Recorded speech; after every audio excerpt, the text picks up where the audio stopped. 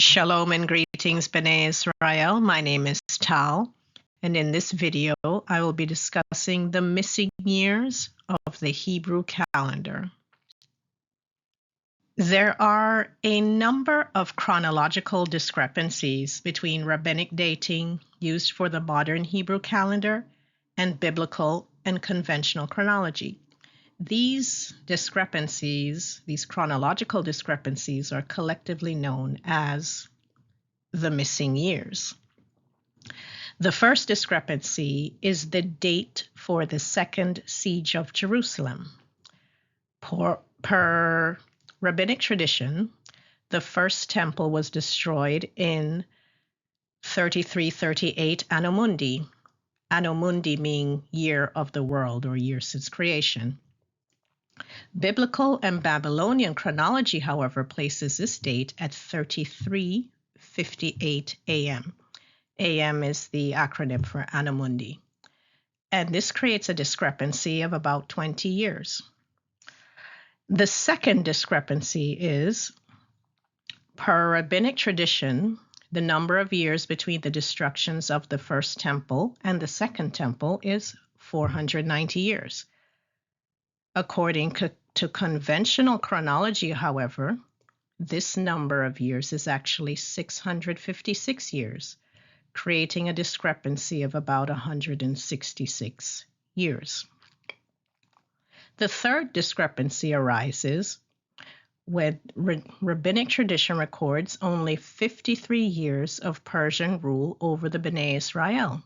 However, according to a number of historians, the Persians ruled over the Bnei Yisrael for a total of 208 years and 3 months. This discrepancy is included in the second discrepancy previously mentioned. So how did we get these missing years? How did we get these discrepancies?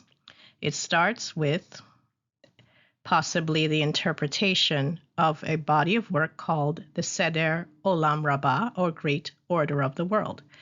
The Seder Olam Rabbah is a 2nd century CE chronology of the world from the creation until the Greek conquest of Persia. This chronology was developed by Rabbi Yosef ben Halafta in about 160 CE. This was after the destruction of the Second Temple, Jerusalem, after the Bar Kokhba rebellion. The modern Hebrew calendar uses the calculations of the Seder Olam Rabbah to number the years. Per rabbinic tradition, the current Hebrew calendar year is 5784, and right now I'm recording this in April of 2024. However, the year number is actually much later. Using biblical, Babylonian, Persian, Greek, and Roman chronologies, it is possible to estimate the current Hebrew calendar year. First, we'll start with Babylon. The Babylonian chronicles record major events in Babylonian history, including the reign of kings. These events were recorded on clay cuneiform tablets. And I have an image of a cuneiform tablet on the right, and this is of the early years of the subject of this portion, Nebuchadnezzar. According to the Babylonian chronicles, Nebuchadnezzar II and his successors were the dominant power in the ancient Near East for about 70 years. The dynasty of Nebuchadnezzar began their expansion in 608 BCE with the conquest of Haran, the capital of Assyria, while Nebuchadnezzar was still crown prince to his father, King Nabopolassar. Now, if you remember Haran, our father Abraham was one time a resident of that city. And Babylon conquered Assyria. Assyria was the dominant power before, and if you remember from biblical history, the Assyrians conquered the northern tribes and took them away, most part. Well, Babylon was raised up later and conquered Assyria. And Nebuchadnezzar, as crown prince, was the commander of the Babylonian army at the time and led the invasion of Haran and the conquering of Assyria. As I mentioned previously, in about 606 BCE, Nebuchadnezzar, as crown prince, led the Babylonian armies against Assyria and defeated them. 3 years later, in 605 BCE, Nebuchadnezzar led the Babylonian army against Egypt at Carchemish in Syria, defeating Pharaoh Necho II. And this is very significant for the kingdom of Yehuda. At the time of Pharaoh Necho's defeat, the kingdom of Yehuda had become a vassal of Egypt, a vassal state. With the defeat of Pharaoh Necho and Egypt, the kingdom of Yehuda now became a vassal of Babylon. Nebuchadnezzar, in the same year, 605 BCE, Nebuchadnezzar became king of Babylon upon the death of his father, King Nabopolassar, in August 605 BCE. He reigned as Nebuchadnezzar II. And on the right, I have an image of the cuneiform from the Babylonian Chronicles about the late years of King Nabopolassar, King Nebuchadnezzar's father. The scriptures actually prophesy of Babylon ruling over the region for 70 years. And that is exactly, more or less, what the Babylonian Chronicles state. And we can find this when the Almighty Yah speaks to his prophet Yirmiyahu or Jeremiah, stating that Babylon would rule the region for 70 years. We have this common misconception because it's incorrectly taught that the Babylonian captivity began in 586 BCE and lasted until 516 BCE.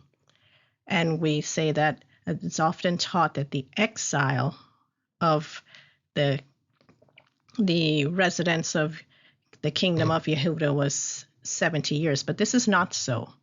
The Babylonian captivity of the region actually began in 608 BCE with the defeat of Assyria and lasted 70 years until the Persian conquest in 538 BCE. The Babylonian captivity extended to the kingdom of Yehuda beginning in 605 BCE when Babylon crushed Egypt at Carchemish. Yehuda, a vassal of Egypt, now became a vassal of Babylon when King Joachim or Jehoiakim serving as a client king or a puppet king. And the scriptures confirm this. The prophecy was that Babylon would rule the region for 70 years. That includes not only the kingdom of Yehuda, but the surrounding region. The captivity that this prophecy is discussing is Babylon's reign over the region, not the exile from the land of Israel. And we find this in Jeremiah chapter 25, verse 8 through 11. And it reads, "Therefore thus saith Yahweh of hosts, because ye have not heard my words, behold, I will send and take all the families of the north, saith Yahweh, and Nebuchadrezzar," it's really Nebuchadnezzar, "the king of Babylon, my servant, and will bring them against this land, and against the inhabitants thereof, and against all these nations round about, and will utterly destroy them, and make them an astonishment, and an hissing, and perpetual desolations.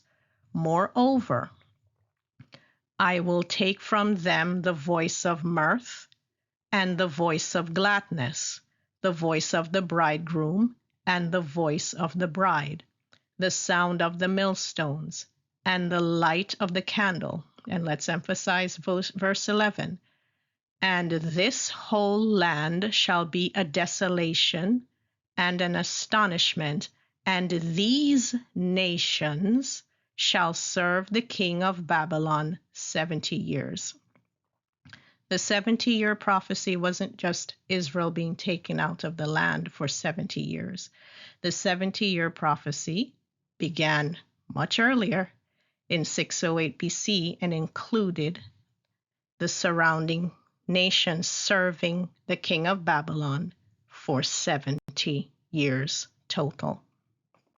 Now let's look at a timeline of the first 22 years of the 70-year Babylonian captivity. The first 22 years were spent outside of Babylon.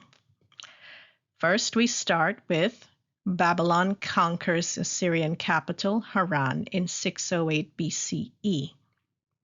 This is the beginning of the Babylonian captivity, because as I showed you in the previous section, that the 70-year captivity was for all the surrounding nations, including the kingdom of Yehuda. 3 years later, in 605 BCE, Babylon defeats Egypt at Carchemish, and Yehuda, the kingdom of Yehuda, becomes a vassal of Babylon.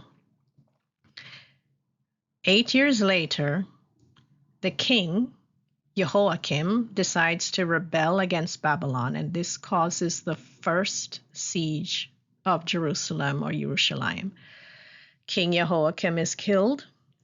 The elite and craftsmen were exiled to Babylon. This took place in 597 BCE. Jehoiakim was succeeded by his son Jeconiah. Jeconiah didn't last too long, only about 3 months. He was deposed by King Zedekiah. I believe King Zedekiah was his uncle. I'm not sure, but moving on. 11 years later, in 586 BCE, was the second siege of Jerusalem. Now, in this siege, the temple was destroyed. This is the destruction of the first temple. Zedekiah was taken in chains to Babylon. The elite were exiled to Babylon. 2 of Zedekiah's sons were killed before him. It was a tragic, very tragic story. But we can see from this timeline, 22 years of the prophesied 70-year Babylonian captivity are already completed, which means that the remaining 48 was spent inside Babylon, not outside it as the 22 years were. Now let's take a look at the list of the kings of Babylon, starting from the last years of Nabopolassar and the rise of his son Nebuchadnezzar as crown prince. Nebuchadnezzar distinguished himself beginning in the year 608 BCE as crown prince when he conquered Assyria. That was the beginning of the Babylonian captivity. 3 years later, Nebuchadnezzar became king upon the death of his father. This timeline from 608 to 562 is about 46 years. 43 of those years, Nebuchadnezzar was king of Babylon. Next, we have the conventional chronology. I forgot to mention that. According to the conventional chronology, the number of years from 608 to 562 BCE, the year of Nebuchadnezzar's death, was 46 years. The Seder Olam states that it was 45 years. Next in line, we have Amel Marduk or Evel Merodach, and he reigned only for 2 years from 562 to 560 BCE. The Seder Olam states that the length of Evel Merodach's reign was 23 years. However, there are other kings of Babylon. There is Neriglissar, who ruled 4 years from 560 to 556 BCE. This is not recorded in the Seder Olam. Labashi Marduk ruled a mere 9 months. This is not recorded in the Seder Olam. Nabonidus and Belshazzar ruled for 17 years from 555 BCE to 538. The Seder Olam does not record the years of Nabonidus, but only records the 3 years of Belshazzar, who was a co-regent with Nabonidus. The total length of the Babylonian dynasty from King Nebuchadnezzar and the final years of King Nebuchadnezzar's father through King Nebuchadnezzar to Belshazzar is 69 years and 9 months. The Seder Olam states that this is 71 years. Not much of a difference, but as we go on, we will see where the real discrepancies begin. The Persian kings, from Cyrus the Great to Darius III. The Persians ruled over the Bnei Yisrael for 208 years and 4 months, according to conventional chronology. Persian rule over the Bnei Yisrael began in 538 BCE, when King Cyrus the Great conquered Babylon. This is also referenced, at least when Cyrus conquered Babylon is mentioned in the book of Daniel. According to the Greek historians such as Herodotus, 14 Persian kings of the Achaemenid dynasty ruled over the Bnei Israel for more than 208 years. However, rabbinic chronology, the Seder Olam Rabbah, only records 4 kings over 53 years. This creates a discrepancy of at least 156 years. And the image of the right is the Cyrus cylinder, which was found in Babylon sometime in the 19th century. And it's basically a proclamation in the Babylonian script, cuneiform,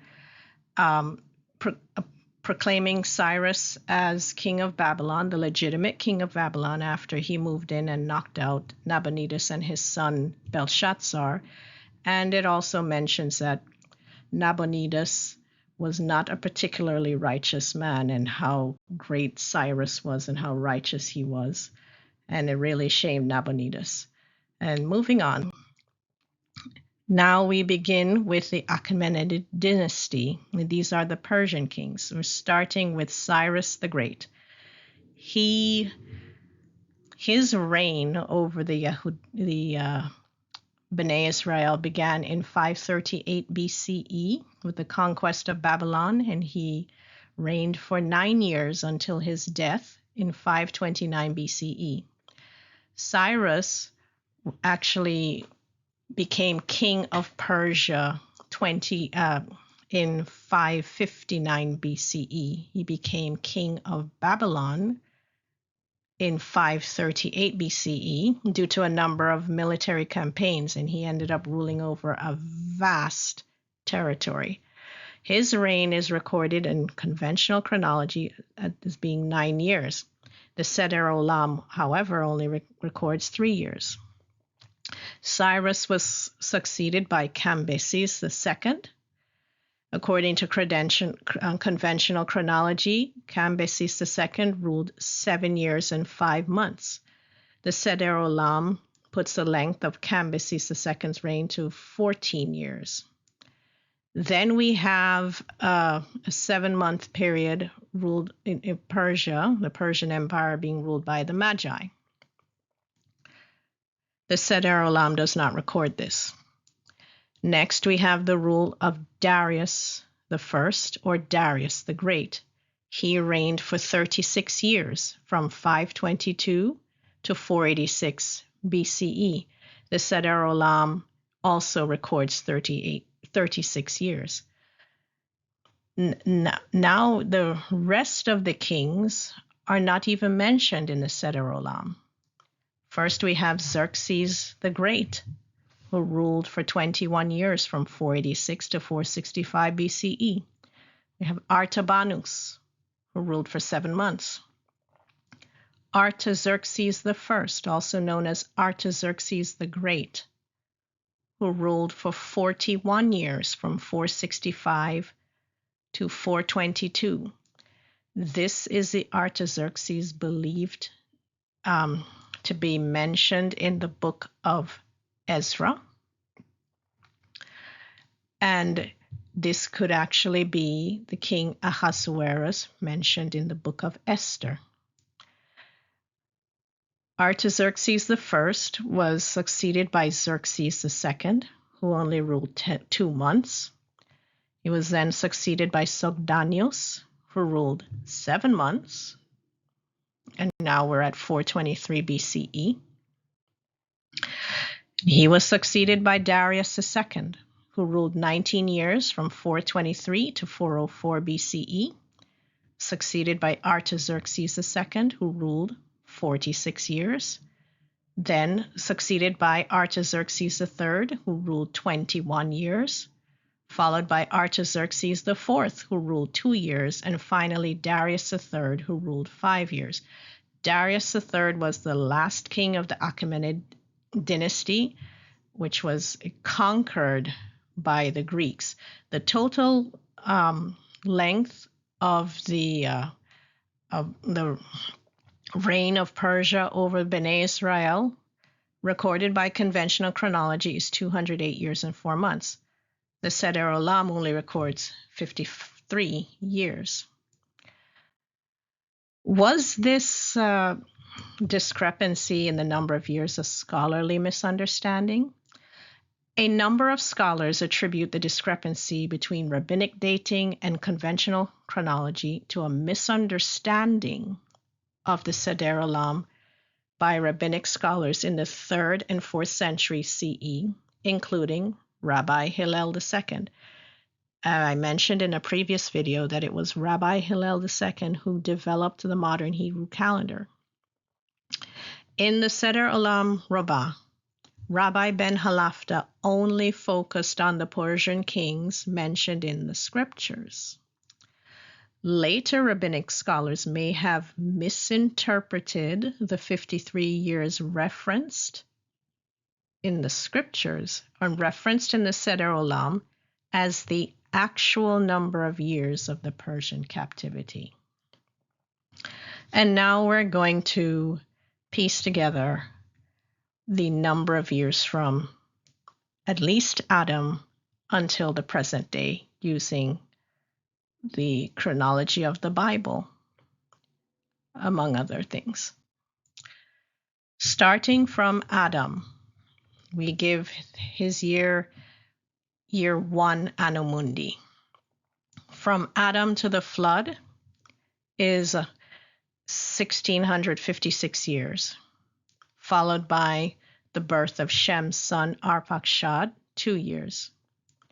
The birth of Arpachshad's son Salah, 35 years. The birth of Salah's son Eber, 30 years. The birth of Eber's son Peleg, another 34 years. Followed by Peleg's son Reu, 30 years. Followed by Reu's son Serug, 32 years.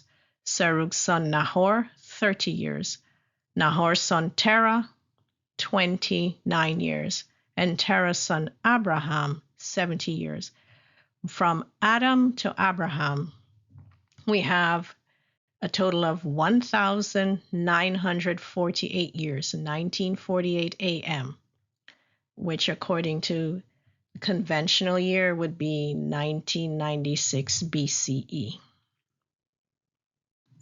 Next, we have the timeline of Abraham to Yaakov. At approximately 70 years of age, Abraham flees Ur in Chaldea in Babylon, and that's in approximately 2018 Anno Mundi. 5 years later, he enters the land of Canaan at the age of 75, approximately 2023 Anno Mundi.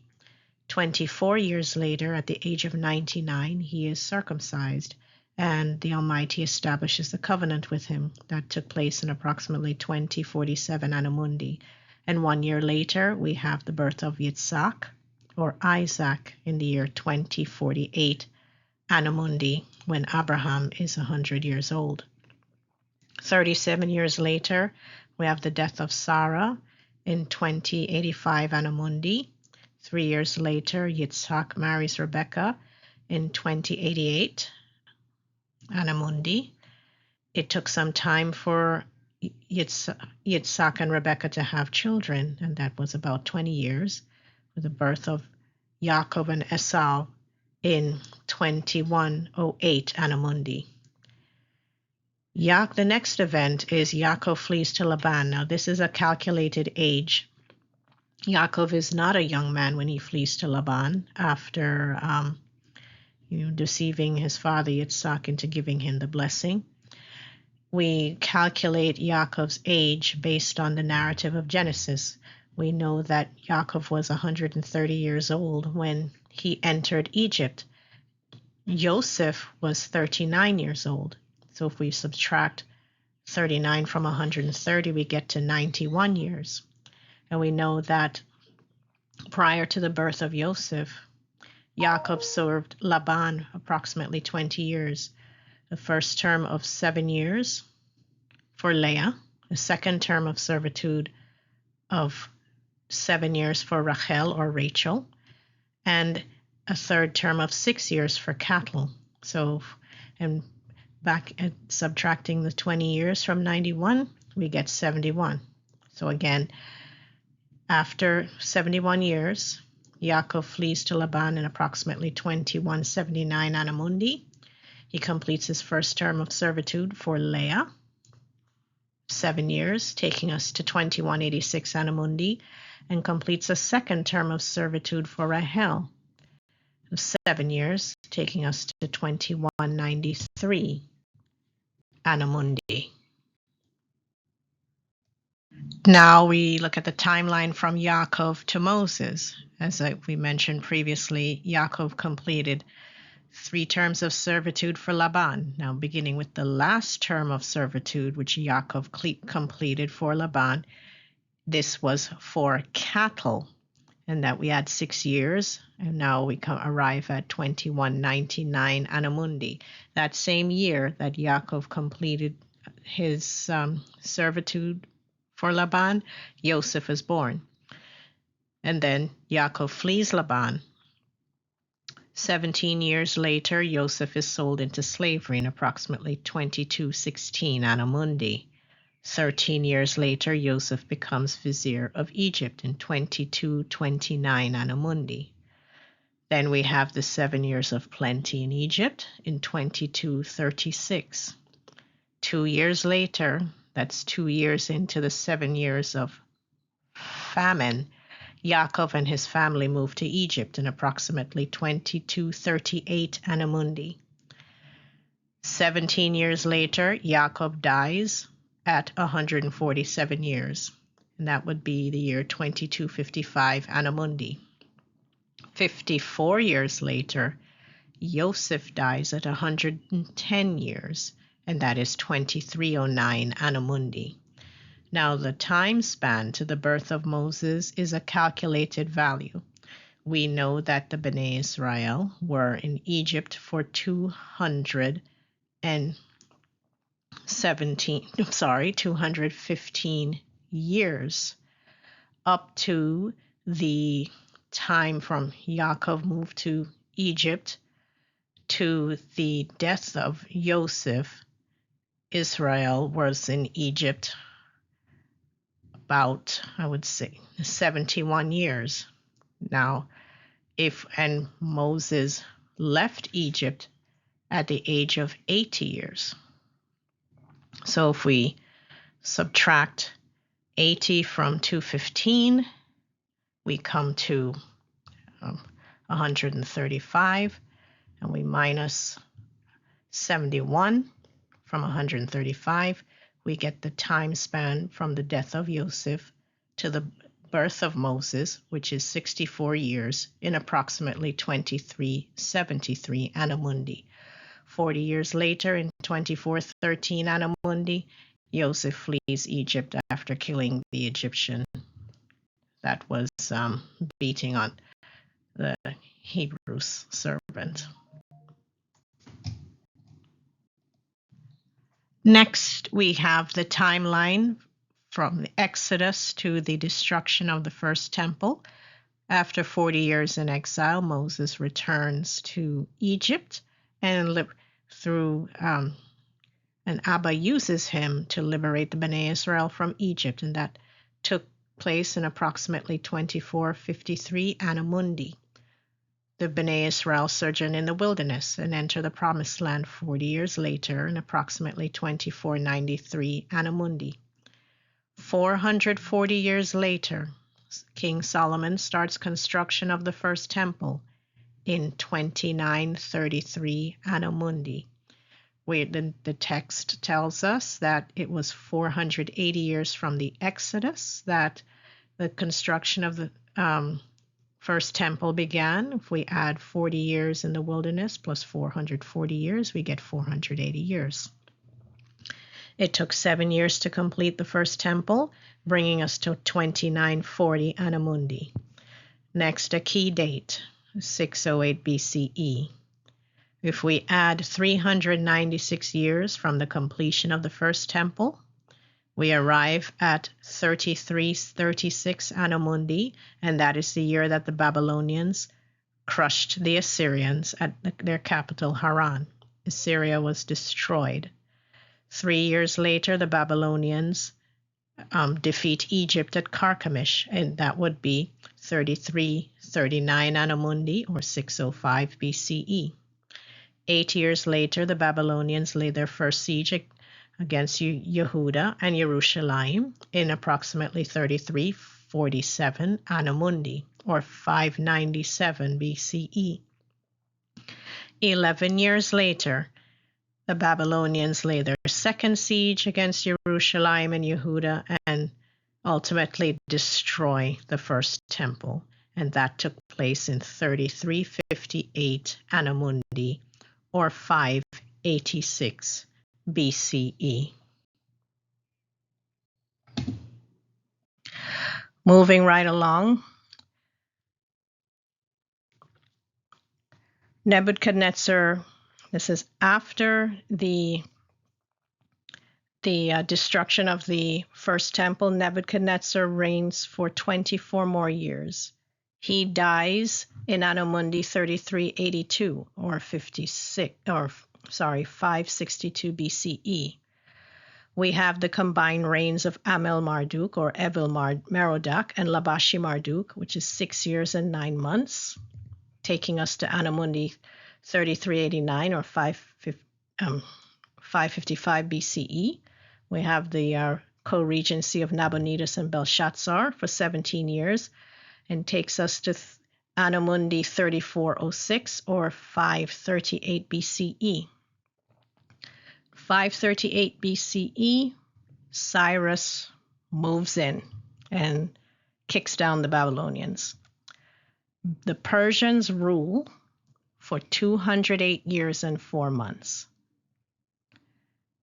And their reign ended in 3614 Anno Mundi, corresponding to 330 BCE.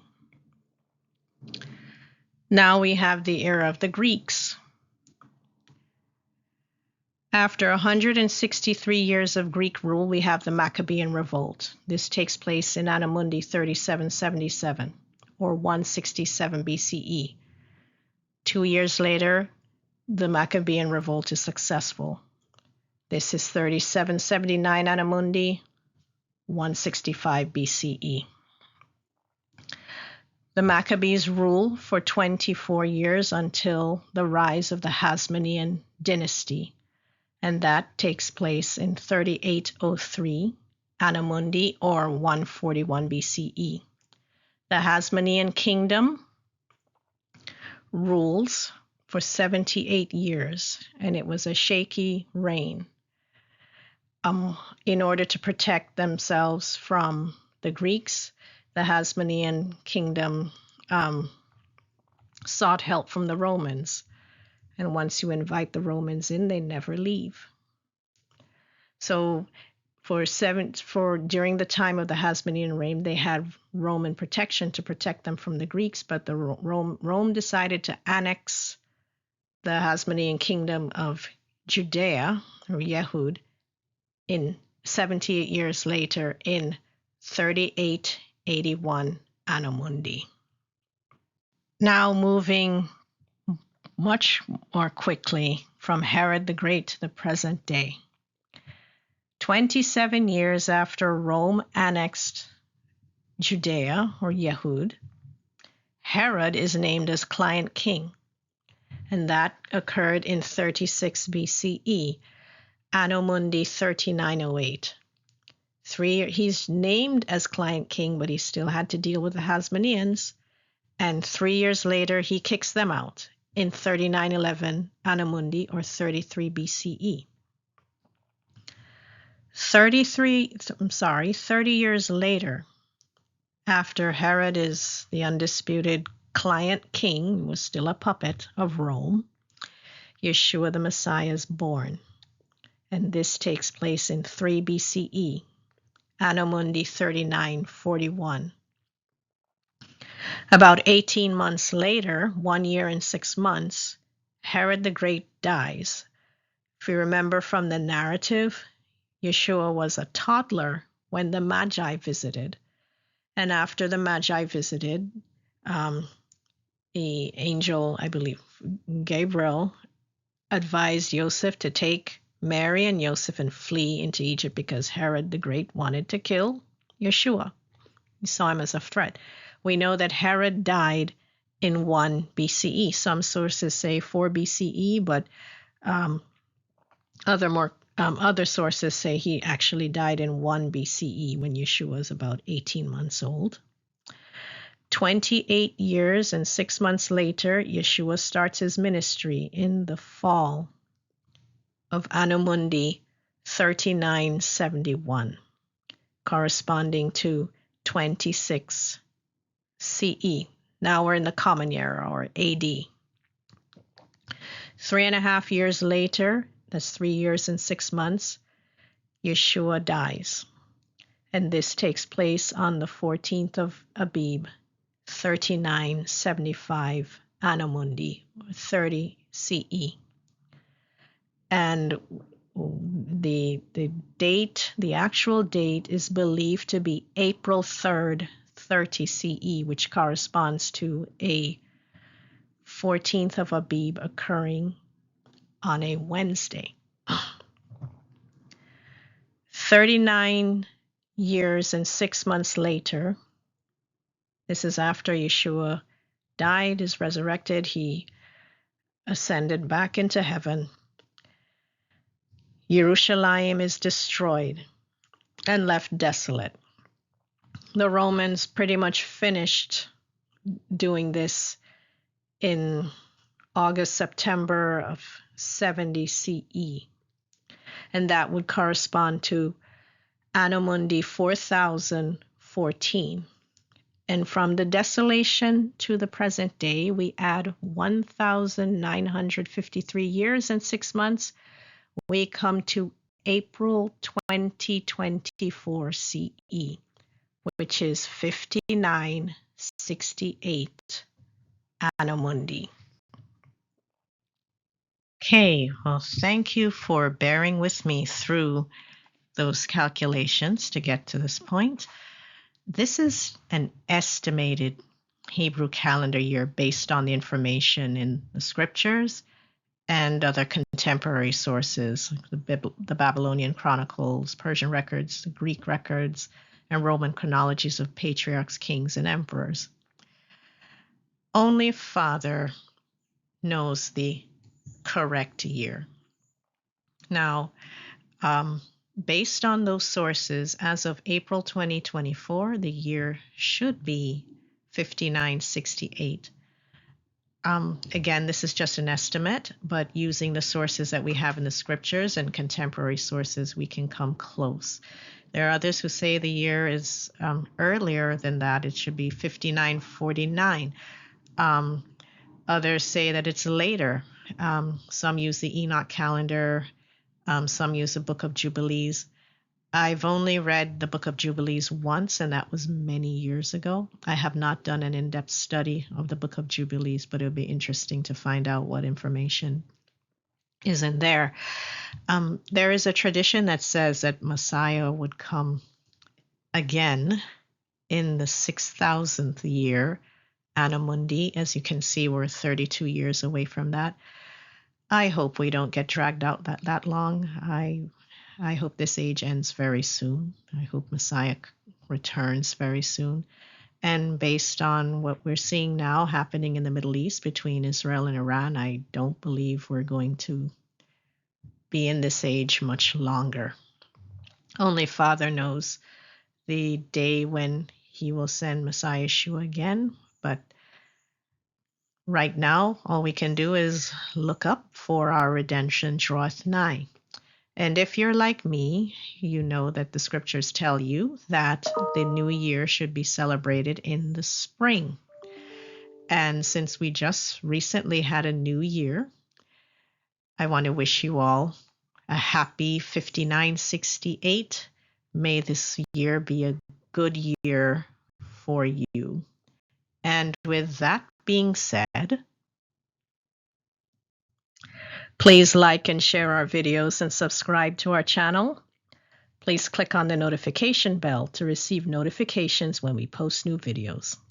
Please also visit our website at byinitiative.com. Thanks for watching.